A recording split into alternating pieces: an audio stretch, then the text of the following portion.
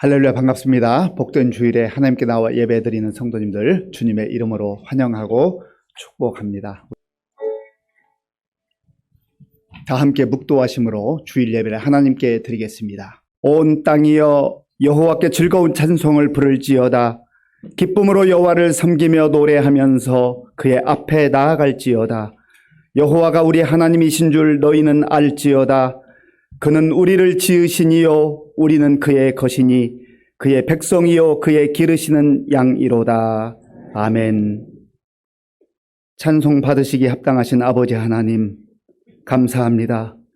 거룩하고 복된 주일에 주의 자녀들이 하나님께 나와 우리의 마음과 정성을 다하여 영과 진리로 예배드리게 하시니 감사합니다. 우리의 예배를 기쁘게 받아주시고 예배 가운데 임재하셔서 우리 각 사람을 말씀으로 충만케 하시고 하늘의 영광과 소망으로 가득하게 하여 주옵소서. 예수님의 이름으로 기도하옵나이다. 아멘. 교동문 53번을 교독하겠습니다. 교동문 53번입니다. 내가 산을 향하여 눈을 들리라. 나의 도움이 어디서 올까? 여호와께서 너를 실족하지 아니하게 하시며 너를 지키시는 이가 졸지 아니하시리로다.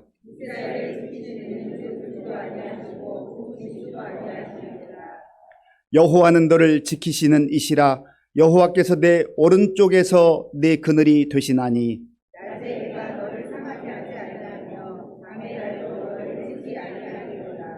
여호와께서 너를 지켜 모든 환난을 면하게 하시며 또 네 영혼을 지키시리로다.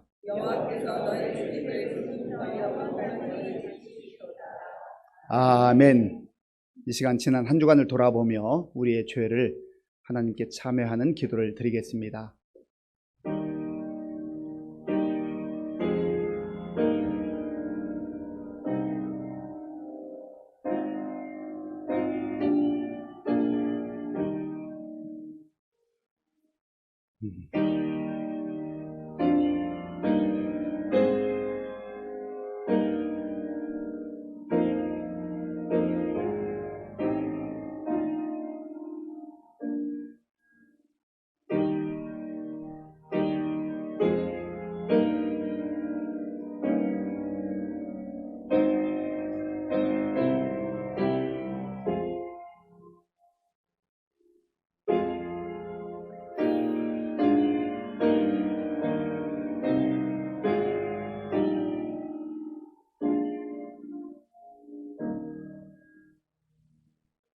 하나님이 죄를 알지도 못하신 이를 우리를 대신하여 죄로 삼으신 것은 우리로 하여금 그 안에서 하나님의 의가 되게 하려 하십니다.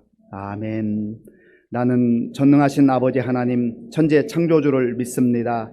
나는 그의 유일하신 아들 우리 주 예수 그리스도를 믿습니다.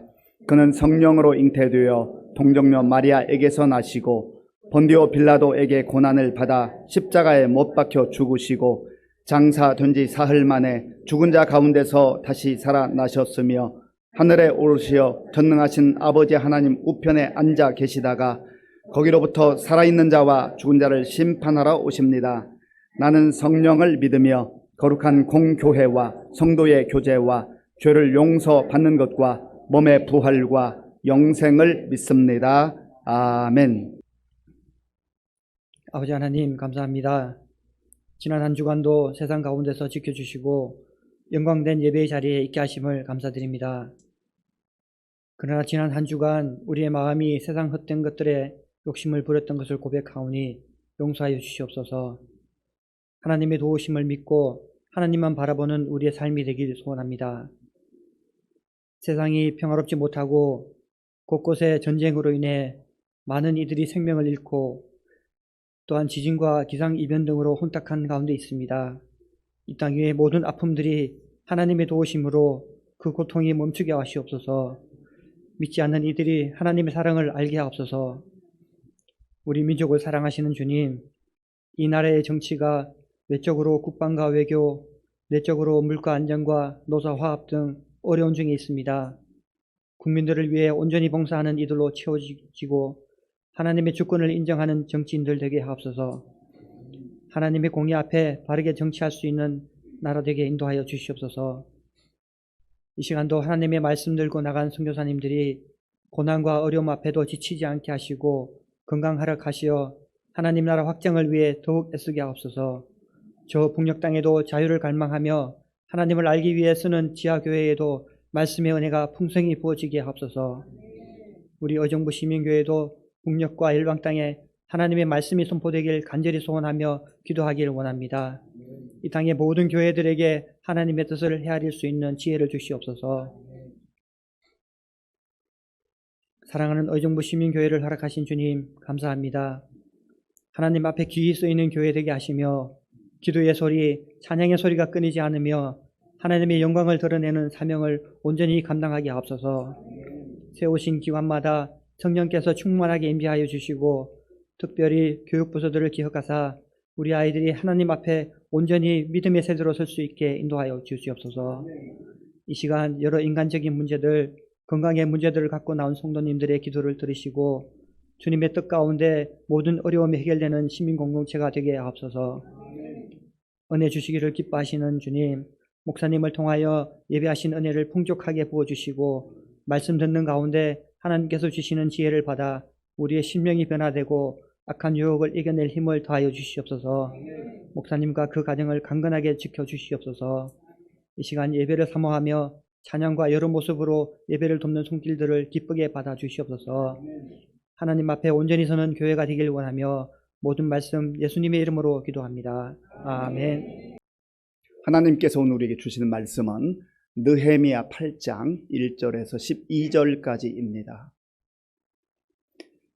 구약성경 737쪽 느헤미야 8장 1절에서 12절까지의 말씀을 교독하겠습니다.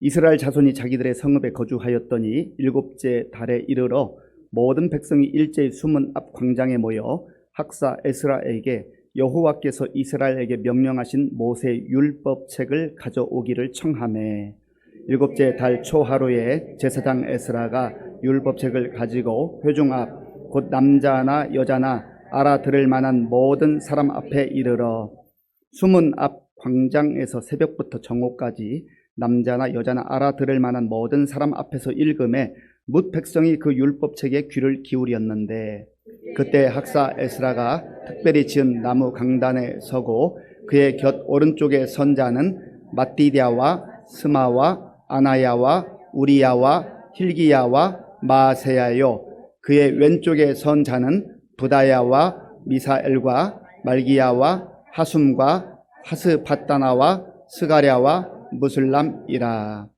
에스라가 모든 백성 위에 서서 그들 목전에 책을 펴니 책을 펼 때에 모든 백성이 일어서니라.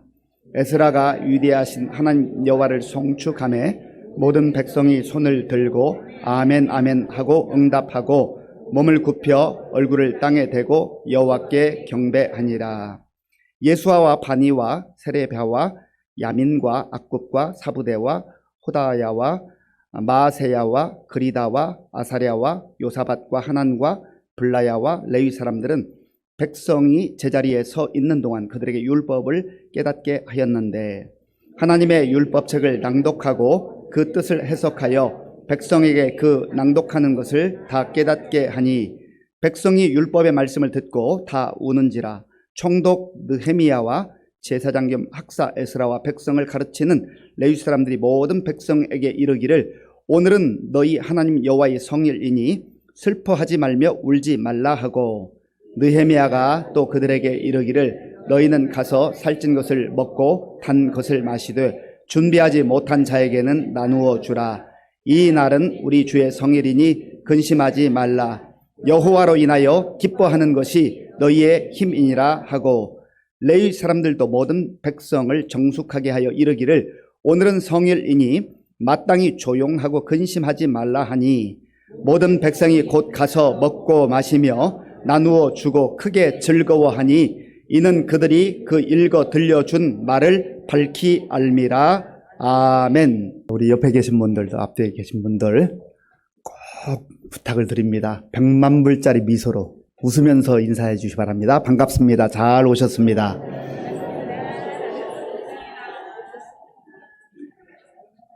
우리 교회 표어로 인사하겠습니다. 우리는 함께 위로하고 함께 위로받는 성령 공동체입니다. 예, 이번에는 뒤에까지는 안 와도 괜찮고요. 옆에 계신 분들 역시 웃으면서 한 번 더 인사해 주세요. 제 옆에 앉아 주셔서 감사합니다.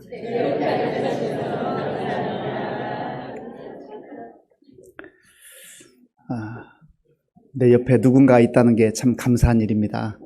있을 때 잘해야 돼, 있을 때. 빈자리 보고 아파하고 슬퍼하고 속상해하고 하지 마시고 하나님께 기회를 주셨을 때 마음껏 웃어주고 마음껏 축복하고 마음껏 격려하고 그렇게 살았으면 좋겠습니다. 손흥민 선수 아시나요? 네, 축구 선수죠. 이 손흥민 선수 대단한 선수입니다. 흔히 말하는 월드 클래스, 세계적 수준의 스트라이커입니다. 우리나라 축구 선수 가운데 훌륭하고 실력 있고 유명한 분들이 많지만 그래도 그 전에 차범근 선수라고 하는 이 선수가 대단한 그런 실력자 아니었습니까? 100년에 한 번 나올까 말까한 불세출의 스타다 그런 얘기 했습니다. 저는 잘 모르겠습니다만은 전문가들이 잘 알겠지만 손흥민 선수가 차범근 선수에 못지않게 훌륭한 선수가 아닌가 그런 생각을 해봅니다. 이 손흥민 선수의 아버지가 손웅정 씨인데 이분이 책을 썼습니다. 한 3년 전에. 모든 것은 기본에서 시작한다. 모든 것은 기본에서 시작한다. 저도 이 책을 쭉 한번 읽어봤는데요. 읽어보면 자기 자신의 생애에서부터 살아왔던 모든 여정 그런 것을 이야기하고 또 손흥민 선수가 독일에서 이제 훈련받는 과정 또 함부르크에 입단했던 과정 또 영국 프리미어리그로 옮겨서 활동하는 이런 모든 과정들을 아주 상세하게 설명을 합니다.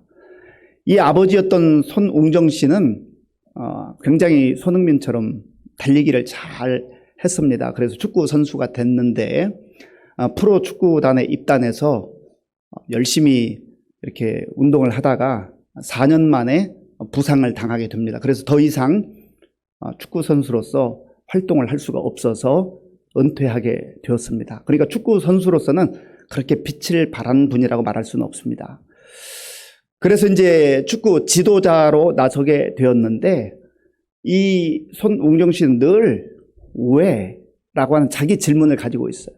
그러니까 감독이 코치가 어떤 훈련을 하라고 할 때도 그냥 무조건 한 것만이 아니라 왜 이렇게 하라고 할지, 왜 이렇게 하지, 왜라고 하는 질문을 늘 붙였다고 하는 것이죠. 그러면서 지도자로 나서게 되는데 자기가 가만히 보니까 그저 어렸을 때부터 선수들 기술을 가르쳐서 또 이렇게 선수로서 시합을 나가고 좋은 성적을 내면 대학도 가고 또 프로 축구단에 이렇게 가기도 하는데 성적 위주로 가르친다는 거예요. 자기가 생각할 때는 기본기가 참 중요한데 기본이 중요한데 기본을 나름대로 잘 하겠지만 자기가 생각하는 것보다는 조금 이렇게 중시하지 않는 것 같다. 그래서 지도자로 변신해서는 이분이 기본기를 굉장히 중요하게 여겼습니다. 그리고 그 아들 둘이 있는데 손흥민은 둘째 아들입니다. 큰 아들도 축구를 했는데 이들에게 축구를 가르치면서 정말 기본기 훈련을 아주 강조하고 그렇게 훈련을 시켰다라고 하는 거예요.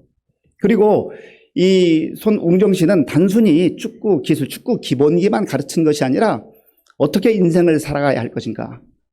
축구 선수로 활동한다는 게 일정 기간만 하는 거잖아요. 그러니까 그 이후에라도 인생을 어떻게 살아가야 할 것인가. 그래서 그 책을 읽어보면 겸손해라, 욕심을 버려라, 다른 사람을 존중해라. 심지어 지금 골을 넣을 수 있는 상황에 있다 할지라도 상대방 선수가 부상당해서 넘어져 있으면 골을 넣어서는 안 되고 밖으로 내보내야 된다. 이런 걸 끊임없이 가르쳤다라는 거죠. 그러니까 단순히 기술로서만의 어떤 기본기가 아니라 인격과 성품, 그런 자세에 대해서도 가르쳤다라는 것이, 이거는 아들들에게만 가르친 게 아니라 이제 유소년 지도자로서 그렇게 지도할 때에도 이런 것들을 강조했다라고 하는 겁니다.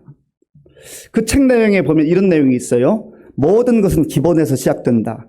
흥민이와 기본기 훈련을 하는 시간은 그 어떤 것과도 바꿀 수 없는 황금 같은 시간이었다.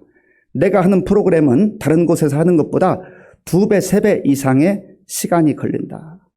비록 시간이 걸리고 지루해 하는 것처럼 보이지만 그 시간을 반드시 거쳐야만 기본기가 단단해지고 또 시간이 흘렀을 때 그 실력이 향상될 수 있다는 것이죠. 이런 얘기도 있습니다. 아무리 시간이 걸려도 아무리 빨리 예쁘게 틔운 싹이 보고 싶다 해도 뿌리가 튼튼한 게 먼저다. 뿌리라는 기초를 말하잖아요. 뿌리는 사실 땅속에 있기 때문에 보이지 않는 건 기초라는 게 기본이라는 게 그런 거예요. 그런데 우리는 기본과 기초는 좀 소홀히 하면서 빨리 꽃이 피는 것, 뭔가 가시적으로 보이는 것, 결과 중심적 그런 훈련을 하거나 그런 과정을 겪고 간다라는 것이죠.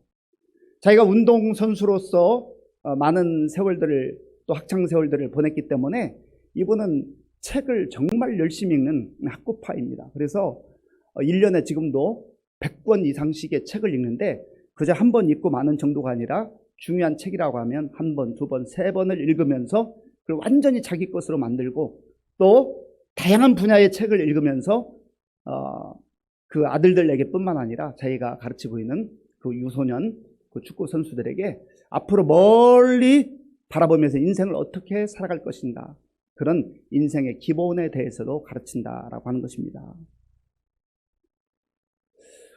우리 인생이 기본기가 참 중요해요. 기본기가 무너지면 다 무너집니다. 기본기가 흔들리면 다 흔들리게 돼 있어요. 우리 인생도 그렇고 우리 신앙도 마찬가지입니다. 신앙의 기본기가 어떻게 돼 있는가? 신앙의 기본이 제대로 갖추어져 있지 않으면 조금만 어려운 일이 다가와도 흔들려요. 어떻게 해야 될지를 몰라요. 그러다가 무너지게 되는 경우가 많이 있다는 거죠.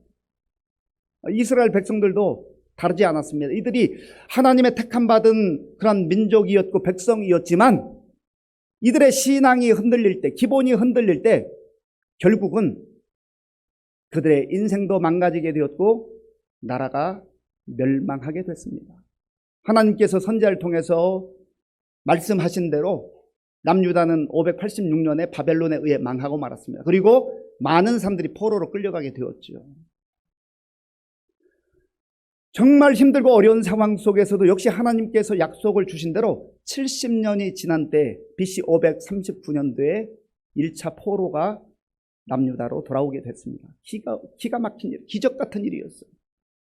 그리고 BC 458년에 오늘 본문에도 등장하는 에스라가 두 번째 그룹 포로들이 돌아올 때 돌아왔습니다. 그리고 느헤미야는 BC 445년 3차 포로들이 돌아올 때 돌아온 그런 지도자 중에 한 사람입니다.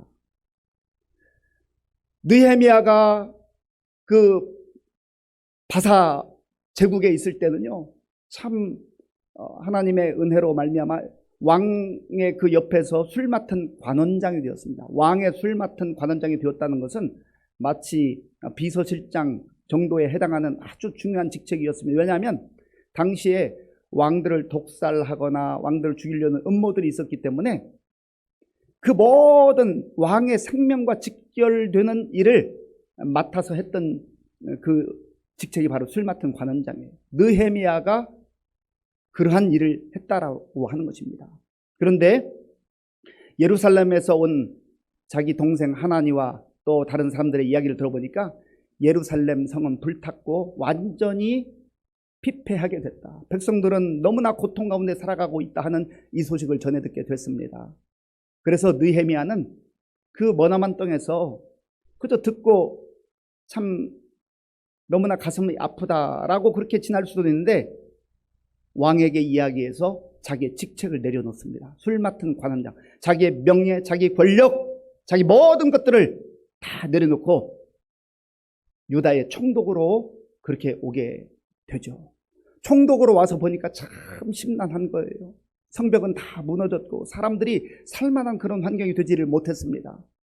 그래서 하나님께서 주시는 지혜와 기회를 따라서 그 상황들을 잘 살핀 후에 성벽을 재건해야 되겠다 해서 성벽 재건을 시작을 합니다. 그런데 또 반대 세력들이 있어요. 꼭 좋은 일을 하려고 해도 반대하는 사람들이 있습니다. 그래서 어려움이 있었지만 마침내 52일 만에 성벽을 잘 완성을 했습니다. 이제 외형적으로 보면 예루살렘 성이 완전히 무너졌다가 사람 사는 그런 환경이 되게 된 것이죠. 그런데 백성들이 그것만으로 만족하지를 못해요. 환경은 전보다 좋아졌지만 왜 우리가 이런 상황에 처할 수밖에 없었는가? 그래서 이제 환경이 좋아지는 게 문제가 아니라 우리의 마음속에 하나님의 은혜를 받아야 되겠다. 왜 우리나라와 민족이 이러한 고통 가운데 고난 가운데 처해 있는가? 가만히 생각해 보니까 기초가 흔들린 거예요. 기초가 무너진 거예요. 기본이 무너져 버렸던 것 때문에 그렇게 됐다는 것을 알게 됐습니다. 그래서 이 백성들이 우리가 하나님의 말씀을 사모하고 하나님의 말씀을 들어야 되겠다. 오늘 본문 1절이 바로 그런 내용입니다. 자, 1절 말씀 우리 함께 읽겠습니다. 이스라엘 자손이 자기들의 성읍에 거주하였더니 일곱째 달에 이르러 모든 백성이 일제히 수문 앞 광장에 모여 학사 에스라에게 여호와께서 이스라엘에게 명령하신 모세의 율법책을 가져오기를 청하매 아멘. 대부분의 경우는 지도자들이 백성들을 소집을 합니다. 자, 여러분 다 모이세요. 사무엘 같은 경우 미스바의 광장으로 모이세요. 그렇게 지도자가 공지를 해서 백성들이 모이는데 오늘 본문을 보면 좀 특이합니다. 이스라엘 백성들이 제사장 겸 학사였던 에스라에게 우리에게 모세 율법책, 여기 모세 율법책이라고 하는 것은 하나님의 말씀을 의미하는 거죠. 하나님의 말씀을 우리에게 들려주세요 라고 요청을 한 것입니다. 얼마나 갈급했으면, 얼마나 사모했으면 그렇게 요청을 했겠습니까? 이제 성벽도 세워졌고 외적인 환경으로는 좀 안전해 보이고 살만한 그런 상황이 되었지만 그것 가지고 안 된다는 걸 알았어요. 사람이 좋은 환경에 산다 해서 다 행복하거나 다 기쁨으로 사는 것 아닙니다. 만족하며 사는 것 아니에요. 때로 환경이 힘들고 어렵다 할지라도 내면적 기쁨과 내면적 평안과 정말 내면적 삶의 목적을 분명하게 알지 못하고 누리지 못한다고 한다면 역시 마치 기초가 없는 것처럼 흔들리게 되고 무너지게 된다라고 하는 것이죠. 이스라엘 백성들이 나라가 멸망당하고 포로로 끌려가고 참 고난과 역경의 세월을 보내면서 그것을 알게 된 거예요. 오늘날 이 시대에 수많은 사람들이 외형적인 것을 추구하며 외형적으로 더 좋은 환경과 더 좋은 것, 그런 것 갖게 되고 그런 곳에 살면 내가 행복하게 살 수 있을 것이다, 내가 잘 살 수 있을 것이라 생각하지만 그러나 그렇지 않다는 거예요. 우리 주변에도 보면 혹은 간접적으로 우리가 경험하게 되는 그러한 경험들을 보면은요, 정말 세상에서 그보다 더 부러운 사람이 있을까라고 싶을 정도의 환경 가운데 사는 사람도 그 인생이 흔들리고 또 무너지고 술에 빠지고 마약에 빠지고 심지어 자기 목숨을 스스로 해야 하는 그런 안타까운 지경도 있지 않아요. 왜 그렇습니까? 내면이 공허한 거예요. 내면이 불안한 거예요. 속사람이 흔들리는 거예요. 내가 왜 살아야 되는지, 왜 살고 있는지, 어디로 가는지 그걸 모르는 거예요. 그러니까 흔들릴 수밖에 없는 것이지요. 예수님께서 말씀하셨습니다. 사람이 떡으로만 사는 것이 아니요 하나님의 말씀으로, 하나님의 말씀으로 살아야 된다 하신 거지요. 사람들은 떡을 추구합니다. 좋은 떡, 맛있는 떡, 비싼 떡. 그러나 그것만 가지고 안 된다는 거예요. 예수님께서는 떡이 필요 없다 말씀하지 않았어요. 우리가 육체를 가지고 있기 때문에 우리에게 떡도 필요하고 빵도 필요하고 뭐 옷도 필요하고 다른 거 필요하죠. 좋은 것 먹고 좋은 것 입는다고 해서 그게 무슨 잘못된 건 아니지 않습니까? 그러나 그것만 추구하고 그것만으로 안 된다라는 거지요.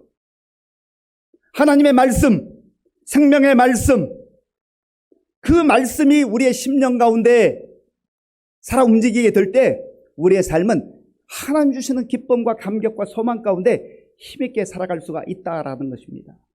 그렇다고 한다면 저와 여러분들의 삶은 어떻습니까? 우리가 영적으로 정말 견고한 가운데 우리 기초가 흔들리지 아니하고 그렇게 담대하게 살아가고 있습니까? 이 기초를 생각하지 않거나 기초를 무시하는 사람들은요, 그 기초를 빨리 만들고 1층, 2층, 3층, 4층 건물로 말하면 눈에 보이는 가시적인 것을 막 높이 쌓아 올리려고 해요. 그런데 기초가 부실하게 되면 바람 불고 뭐 지진 난다, 그러면 흔들려서 무너지게 되는 거예요. 대형 사고가 나는 거예요. 우리 인생도 크게 다르지 않다는 거예요. 우리 가정도, 우리 자녀들도, 우리 교회도, 나라와 민족도 마찬가지예요.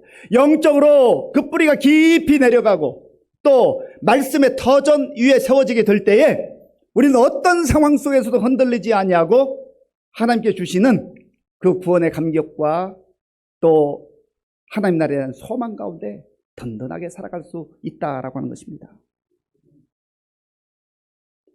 7째 달 초하룻 날에 학사 에스라와 또 느헤미야, 많은 레위 지도자들이 백성들 앞에서 말씀을 선포합니다. 이 7째 달 초하루는요, 민수기 29장에 보면 나팔절이라고 해서 하나님께서 백성들에게 함께 모여서 하나님께 제사드리고, 오늘날 말하면 예배 드리는 거예요. 하나님 앞에서 하나님의 은혜를 구하고 말씀을 듣고 기도하는 가운데 하나님 주신 힘으로 다시금 무장하고 세상에 나가서 그 힘으로 살 것을 말씀하고 있습니다. 그래서 잃어버렸던 이러한 성회, 거룩한 모임들이 회복되는 것을 보게 되는 것이죠. 그런데 오늘 이 학사 에스라가 성경을 읽는데 여기 모인 사람들이 어떤 사람들인가? 자, 본문 2절 말씀, 2절, 3절을 제가 읽겠습니다. 2절과 3절입니다. 7째 달 초하루에 제사장 에스라가 율법책을 가지고 회중 앞 곧 남자나 여자나 알아들을 만한 모든 사람 앞에 이르러 수문 앞 광장에서 새벽부터 정오까지 남자나 여자나 알아들을 만한 모든 사람 앞에서 읽음에 뭇 백성이 그 율법책에 귀를 기울였는데 아멘. 남자나 여자나 무릇 알아들을 만한 모든 사람이라고 했으니 아주 갓난 아이들 말고는 대부분의 사람들이 모였다는 거죠. 하나님 앞에 모여서 하나님의 말씀을 들을 수 있는 게 복인 줄로 믿습니다. 우리가 교회에 나와서 예배드리고 또 하나님 앞에 나와서 말씀을 들을 수 있는 게 얼마나 큰 복인지 몰라요. 왜냐하면 하나님의 말씀을 들을 때 우리의 마음 속에 믿음이 들어와요. 우리의 삶 속에 믿음이 들어와요. 로마서 10장 17절 말씀 함께 읽겠습니다. 그러므로 믿음은 들음에서 나며 들음은 그리스도의 말씀으로 말미암았느니라. 아멘. 믿음은 어디서 난다고요? 들음에서 나는 거예요. 하나님의 말씀, 그리스도의 말씀을 듣게 될 때에 하나님 정말 계신가? 하나님 나라가 있기는 있는가? 의심하기도 하고 또 생각지도 않고 그냥 내 생각대로 살았는데 말씀을 듣다 보니까 이야, 하나님 살아계시구나. 하나님 나를 사랑하시는구나. 하나님 나를 창조하셨구나. 하나님께서 나의 모든 여정과 발걸음을 인도해 주시고 그리고 예수 그리스도 안에 보호하실 뿐만 아니라 하나님 나라로 나를 이끌어 주시고 인도하신다는 것을 말씀을 통해서 확신하게 되는 거예요. 저와 여러분들이 하나님 말씀을 사모하고 말씀을 가까이 하고 말씀을 들어야 될 이유가 여기에 있는 것입니다. 우리 자신들뿐만 아니라 우리의 자녀들이 이 험한 세상 속에서도 흔들리지 아니하고 방황하지 아니하고 정말 견고한 인생으로 복된 인생으로 살아가기를 원하신다고 한다면 하나님의 말씀을 들려줘야 돼요.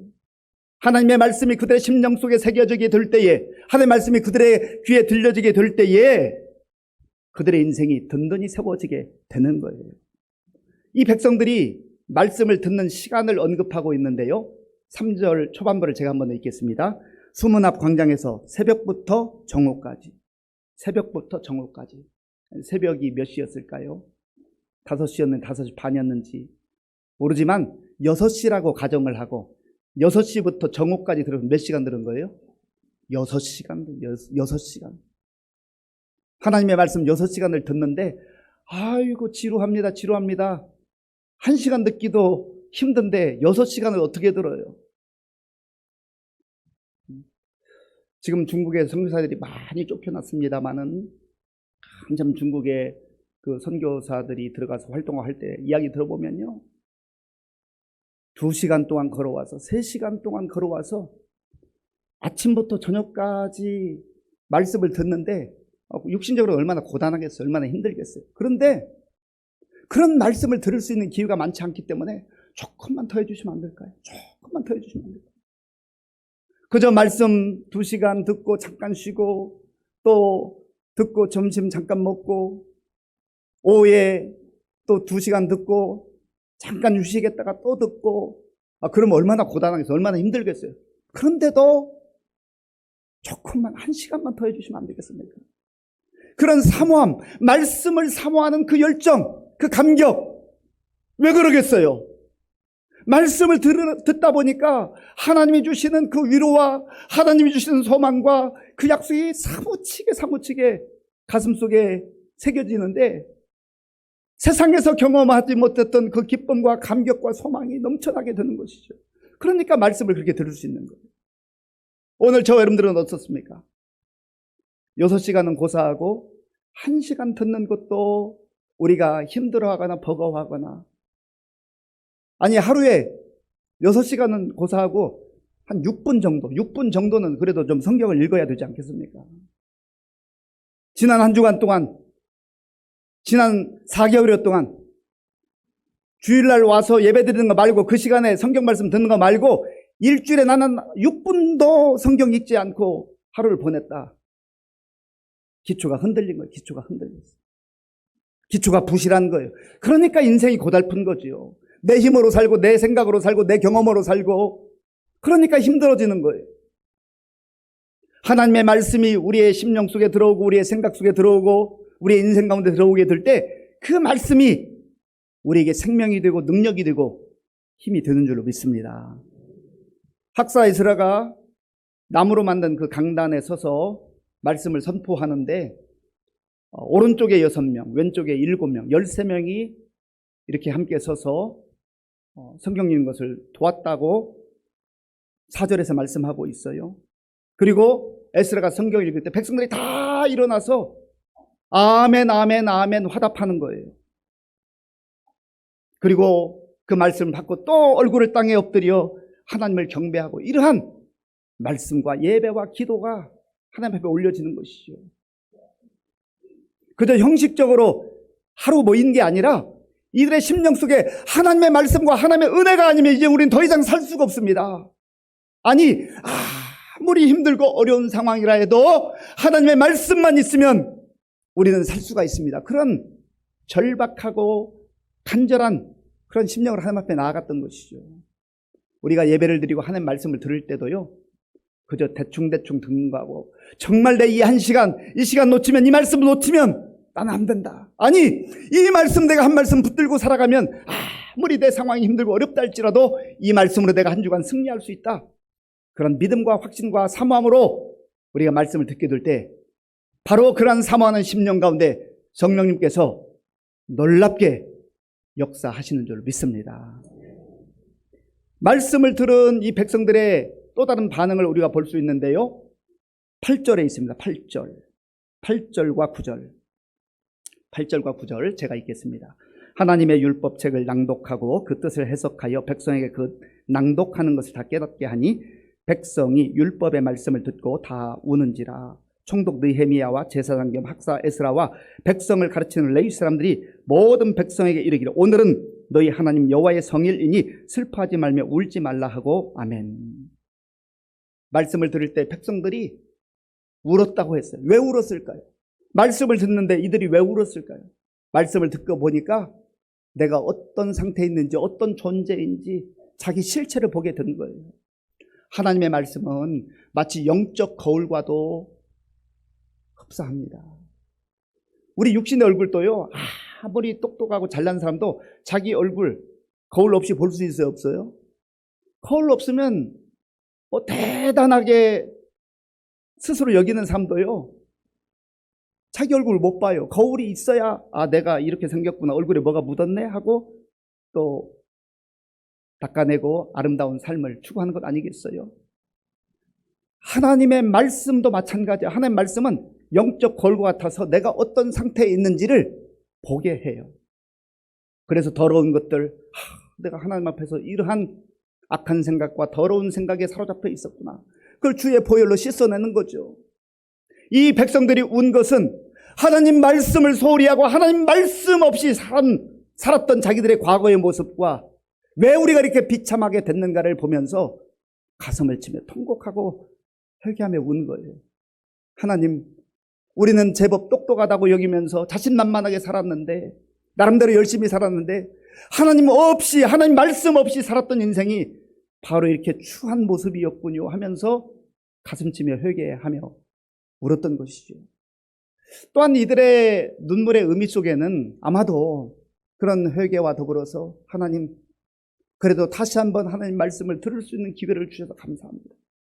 하나님, 나를 내버리지 아니하시고 우리를 내버리지 아니하시고 다시 한번 기회를 주셔서 감사합니다. 그래서 우리가 하나님 앞에서 말씀을 들을 수 있다고 하는 게 얼마나 감사한 일이고 복된 일인지를 꼭 기억을 하셔야 합니다. 느헤미야가 그들이 통곡하고 울 때 그들에게 권면을 하며, 오늘은 거룩한 날인데 여러분 울지 마세요 라고 그들을 위로하고 권면합니다. 자, 10절 말씀 우리 함께 읽겠습니다. 느헤미야가 또 그들에게 이르기를, 너희는 가서 살찐 것을 먹고 단 것을 마시되 준비하지 못한 자에게는 나누어 주라. 이 날은 우리 주의 성일이니 근심하지 말라. 여호와로 인하여 기뻐하는 것이 너희의 힘이니라 하고. 아멘. 느헤미야가 이들에게 다시 한번 격려하고 소망의 말씀을 전해주었어요. 이제 하나님이 주시는 은혜를 따라서 말씀을 듣고 일어나라는 건데, 가져온 음식을 나눠 먹으라는 거예요. 나눠 먹으라. 특별히 준비하지 못한 자들 외면하지 말고, 그들을 배제하지 말고 그들과 함께 음식을 나눠 먹으라는 거예요. 우리가 신앙생활할 때 은혜 받고 하나님께서 우리에게 좋은 거 주실 때 나 혼자 취하려고 하지 말고, 여러 가지 상황에 의해서 어려운 가운데 있는 없는 분들 함께 우리가 함께 모여서 나누어주고 함께 기뻐하는 그 공동체가 정말 주님이 기뻐하는 공동체가 아니겠어요? 이 말씀을 읽다 보면 사도행전 2장의 초대교회의 모습이 떠오릅니다. 그들이 정말 힘들고 어려운 상태에 살아가는 사람들이 대부분이었어요. 그런데 그들이 먹을 것도 가져오고 또 하나님 앞에서 말씀을 듣고 기도하는 가운데 마음이 열려서 서로의 손을 잡아주고 음식을 나눠 먹고, 그러니 정말 천국 공동체를 맛보게 된 것이죠. 간절히 바라기는 우리 의정부 시민교회가 바로 그러한 성령께서 역사하시는 사랑의 공동체, 말씀이 역사하는 공동체가 될 수 있기를 바랍니다. 그래서 내가 은혜 많이 받는 거 필요하고 중요하지만 그것이 나에게만 머물러 있어서는 안 되고 내 옆에 있는 사람에게 흘러가도록 해야 돼요. 그 모습이 주님이 기뻐하는 모습인 줄로 믿습니다. 또한 느헤미야는 그들에게 말합니다. 이 날은 우리 주의 성일이니 근심하지 말라. 여호와로 인하여 기뻐하는 것이 너희의 힘이니라. 아멘. 우리가 주님 앞에 올 때는 근심과 걱정과 염려를 가지고 왔으나 이 모든 것들을 다 십자가 앞에 내려놓고 주님 주시는 말씀과 은혜를 받아 누리게 될 때 잃어버렸던 기쁨을 회복하게 되고 잃어버렸던 소망을 되찾게 되는 거예요. 그리고 기쁨 중에 기쁨, 우리 인생의 가장 큰 힘이 된 것은 여호와를 기뻐하고 경외하는 것이라고 말씀합니다. 여호와로 인하여 기뻐하는 것이 너희의 힘이니라. 여기 힘이라고 하는 단어는 마오즈라고 하는 단어인데 보호자라는 뜻이에요. 보호자. 하나님께서 너희의 보호자가 되신다. 우리의 보호자가 되신다. 나의 보호자가 되신다. 그 말입니다. 하나님 없이 사는 인생, 말씀 없이 사는 인생은요, 내 인생을 내가 지켜야 돼요. 모든 걸 내가 다 해야 돼요. 그러니까 버겁고 힘든 거예요. 나는 능력이 안 되고 세상은 거대한데 문제는 내가 해결할 수 없는 문제가 직면하고 있는데 어떻게 그거를 헤쳐나가냐 말이죠. 그러나 여호와로 인하여 기뻐하는 것이 너희의 힘이라. 하나님을 기뻐하고 하나님 말씀 가운데 살아갈 때 하나님께서 마우즈, 우리의 보호자가 되시고 우리의 피난처가 되셔서 우리를 지켜주시고 또 새로운 발걸음을 인도해 주신다라고는 약속의 말씀입니다. 그래서 이들이 정말 그 기쁨과 그 감격을 함께 누리잖아요. 12절 말씀, 12절을 함께 읽겠습니다. 모든 백성이 곧 가서 먹고 마시며 나누어 주고 크게 즐거워하니 이는 그들이 그 읽어 들려준 말을 밝히 알미라. 아멘. 하나님 말씀을 듣고 하나님 말씀에 순종해서 이들에게 기쁨이 회복되었고 공동체가 정말 힘있게 그렇게 나아가는 모습을 보게 됩니다. 히브리서 4장 12절 말씀, 히브리서 4장 12절입니다. 함께 읽겠습니다. 하나님의 말씀은 살아있고 활력이 있어 좌우의 날선 어떤 검보다도 예리하여 혼과 영과 및 관절과 골수를 찔러 쪼개기까지 하며 또 마음의 생각과 뜻을 판단하나니. 아멘. 하나님의 말씀은 오늘도 살아있는 말씀입니다. 생명력 있는 말씀이에요. 우리의 인생의 기본과 기초를 하나님 말씀 위에 세워나가야 돼요. 그럴 때에 우리 인생이 흔들리지 않아요. 견고하게 세워집니다. 우리의 가정도 우리 교회도 마찬가지예요. 부흥이라는 찬양이 있는데 이런 가사가 있습니다. 이 땅의 황무함을 보소서 하늘의 하나님 긍휼을 베푸시는 주여 우리의 죄악 용서하소서 이 땅 고쳐주소서. 이제 우리 모두 하나 되어 이 땅에 무너진 기초를 다시 쌓을 때, 이 땅에 무너진 기초를 다시 쌓을 때 우리의 기초가, 우리 인생의 기초가 무너져 있다고 한다면 말씀으로 다시금 세워 나갈 수 있기를 바랍니다. 우리의 가정의 기초도 우리 교회의 기초도 다시 한번 하나님의 말씀에 세워 나갈 때 우리는 어떤 풍파가 몰려온다 할지라도 흔들리지 않고 무너지지 않는 견고한 그러한 인생, 가정, 교회가 될 줄로 믿습니다. 아버지 하나님 감사합니다. 오늘 우리에게 주신 말씀을 마음에 기억하게 하시고 모든 것이 기본에서 시작되는 것처럼 우리 인생의 모든 출발이 하나님의 말씀으로부터 시작되어질 수 있도록 인도하여 주시옵소서. 예수님의 이름으로 기도하옵나이다. 아멘. 아버지 하나님 감사합니다. 오늘 우리에게 들려주신 말씀 마음에 깊이 간직하게 하시고 우리의 신앙의 기초, 인생의 기초를 말씀 위에 다시 세워나갈 수 있도록 인도하여 주시옵소서. 하나님께서 베푸신 은혜에 감사해서 주일헌금 11조 감사 헌금과 각종 목적 헌금을 믿음과 정성으로 드리오매 기쁘게 받아주시고 이 물질이 쓰이는 곳마다 주의 영광이 나타나며 예수님의 생명의 복음이 전파되게 하여 주시옵소서. 우리 성도들 가운데 주님으로부터 멀리 떠나 있는 분들 말씀이 생각나게 하시고 다시 돌아오게 하여 주시옵소서. 육신의 질병으로 인하여서 눈물로 기도하며 또 병원에 입원해 치료하는 우리 환우들 기억하시고 하나님의 은혜 가운데 회복의 역사, 치유의 역사가 있게 하여 주시옵소서. 우리 성도들 가운데 자녀 교육과 학업과 취업과 결혼과 또 여러 가지 복잡한 인간 관계와 어려운 경제적 환경, 우리의 생활의 필요를 따라 하나님의 영광을 위해서 간구할 때 하나님께서 하나님의 때 좋은 것으로 응답하여 주시옵소서. 우리나라에 세워주신 지도자들을 긍휼히 여겨주시고 저들이 하나님 앞에서 겸손하게 무릎 꿇고 기도하며 하나님의 지혜를 구하게 하시고 서로 협력하여 우리나라 민족을 새롭게 세워나갈 수 있도록 도와주옵소서. 군 복무 중 청년들 기억해 주시고 지금도 곳곳에 나가 복음 중한 선교사님들 능력의 장중에 붙잡아 주옵소서. 예수님의 이름으로 축복하면서 기도하옵나이다. 아멘. 이미 공지한 대로 오늘 찬양 예배는 없고 3시 임직 예식이 있는데요. 2시까지 우리 성도님들 차량을 가급적이면 세무서 혹은 시청에 이동해 주시면 감사하게. 거기는 이제 무료 주차할 수 있고요. 직동공원 공영 주차장은 3시간 동안 무료 주차입니다. 내가 조금 불편하면 다른 분들이 편리하게 활용할 수 있다는 것을 기억하시고 꼭 협조해 주시기 바랍니다. 우리 최윤실 목사님께서 지난 화요일 목사 안수를 받으셨는데 앞으로 나오시겠어요? 예. 앞으로 하나님께 귀하게 쓰임받는 또 좋은 목회자 될 수 있도록 우리 축복 하나마로 다 함께 일어나셔서 지금은 우리 주 예수 그리스도의 은혜와 우리 아버지 하나님의 크신 사랑과 성령님의 교통하심과 역사하심과 인도하심이 우리의 신앙의 기초, 우리 인생의 기초가 되는 생명의 말씀, 하나님 말씀을 우리 마음속에 깊이 간직하고 하나님께서 우리 인생의 힘이 되심을 고백하며 담대하게 살기로 결단한 모든 성도들 머리 위에와 저들의 가정과 자녀들과 일터 위에와 몸된 교회 위에와 우리나라와 민족 가운데 이제로부터 영원토록 함께 하옵시기를 간절히 축원하옵나이다. 아멘.